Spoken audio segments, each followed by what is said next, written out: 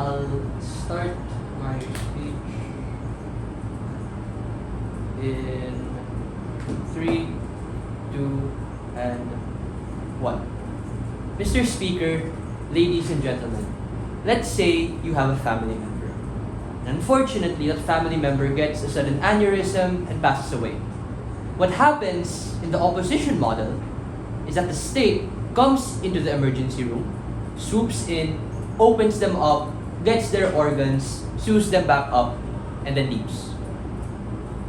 What an insensitive and traumatic experience for the bereaved family members who are now unable to grieve and mourn their dead.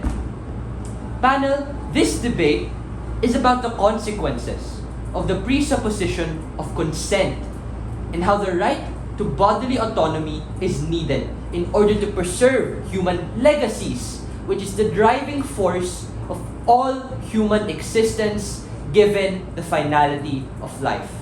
Now, opposition assumes that consent, if not explicitly stated, can automatically be assumed to be a given, and even undermined because of the need to harvest organs for the most vulnerable is more important to them. The problem here, though, is that we should not infringe on the right to bodily autonomy of individuals in instances where it was not explicitly given. Opposition tells us that people do not consent to autopsies and embalming, but these things are done after death. This is not analogous because A, families can give consent for these things in the pursuit of justice for, let's say, a heinous crime like murder or other such examples, and B, but why is familial consent not enough in these forms of situations? It's because the benefactor of these isn't directly the family, who in an autopsy will get a degree of closure from knowing who they died, if there was like foul play or not. There should be no debt of gratitude and altruism that we assume this person should have to give back to society or that donor. They do not owe that person anything. We reject the opposition's utilitarian motives that use the dead as a flesh closet wherein we can just come in posthumously and get whatever we want out of them just because it benefits a marginal portion of our population. Think about this. If somebody dies and they do not explicitly say they want to be cremated, what happens then? We just bury them normally.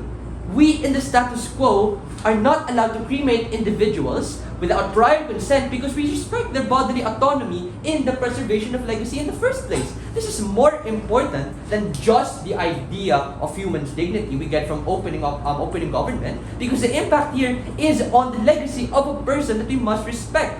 Especially after their death, wherein we do not assume consent if not explicitly granted. Those are the two main extensions I'll forward to you in my speech. But first, a few rebuttals to opening opposition and the immediate previous speaker. And even if, number one, even if opposition tells us that on their world we push people to make an informed choice, they can consent while they are alive and decide whether or not they want to opt in into our model. That's what they said. But let's be real. Life is very fragile and very uncertain, and we can die at any point in time.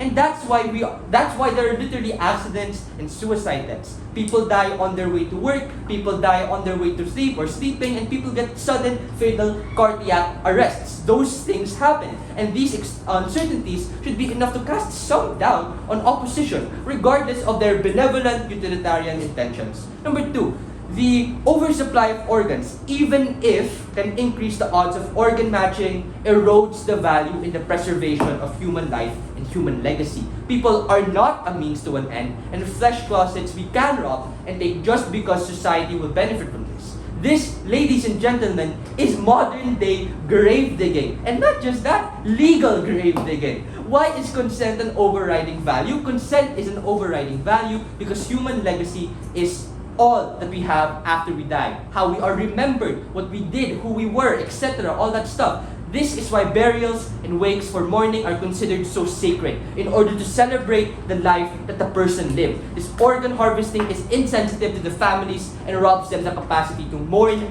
grieve, and move on. Argument number one, extension number one. What's the consequences of the presupposition of consent? So we tell you that this type of logic is a logic unclearly defined and only really applicable to this type of situation. Like a short comparative, right? We don't automatically assume that women want to and consent towards getting hit on. In fact, that type of thinking is arguably pretty predatory. That women are presumed to want it at the very beginning automatically changes the entire social dynamics of a particular situation. It leads, for example, to men being more aggressive, adapting their behavior to have a more predatory lens. Now, this debate isn't about that, obviously, but what that example gives to you is an illustration on the way that this entire interaction changes the way that we perceive our consent towards dead people. That perception that we put on this particular value dictates the way in which we act. Opposition gave this weird nuance. Oh, we will just do it in situations wherein they're generally okay with it and have that informed consent and everything else. But we tell you that that line is not clear in the slightest. Again, because we have absolutely no idea when we'll die.